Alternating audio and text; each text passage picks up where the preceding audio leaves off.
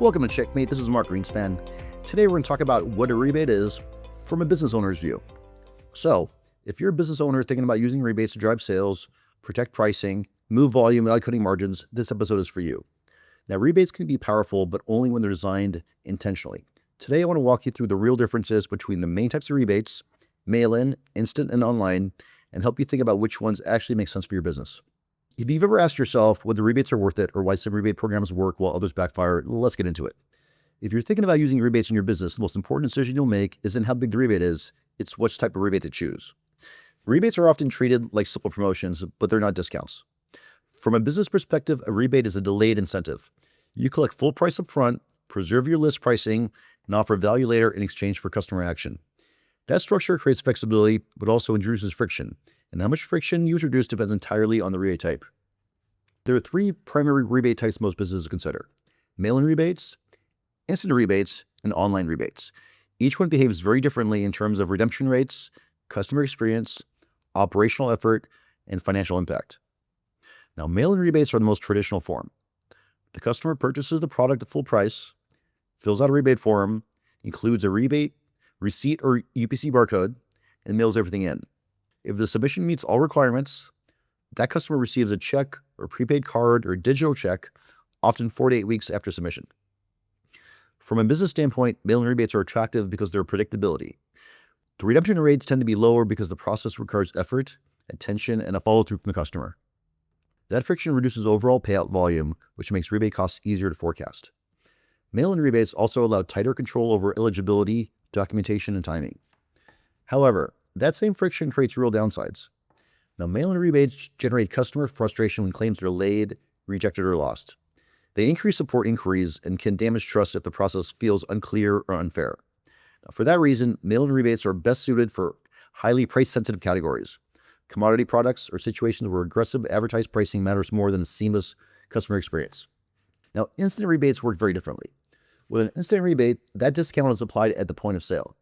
The customer pays the reduced price immediately and walks away with no additional steps required. There's no waiting period, no paperwork, and no follow-up. From the customer's perspective, instant rebates feel transparent and fair. They remove uncertainty and create immediate value. From a business perspective, they deliver the highest conversion rates and the cleanest customer experience. Support costs are minimal, and there's little room for misunderstanding. Now, the trade-off is cost. With instant rebates, every eligible customer receives a discount. There's no breakage, no delayed payout, and no opportunity to reduce costs or friction. Margins are impacted immediately, and the full rebate amount hits your financials at the time of sale. Instant rebates work best when simplicity is a competitive advantage and when customer trust and brand perception no matter more than short-term margin optimization. Now, online rebates sit between mail-in rebates and instant rebates and become increasingly popular as businesses modernize their rebate programs. With an online rebate, the customer pays full price at checkout and then submits a rebate claim digitally by uploading a receipt or proof of purchase. Processing times are typically faster than mail-in rebates, and errors caused by manual handling are reduced. Now, for businesses, online rebates offer a balance.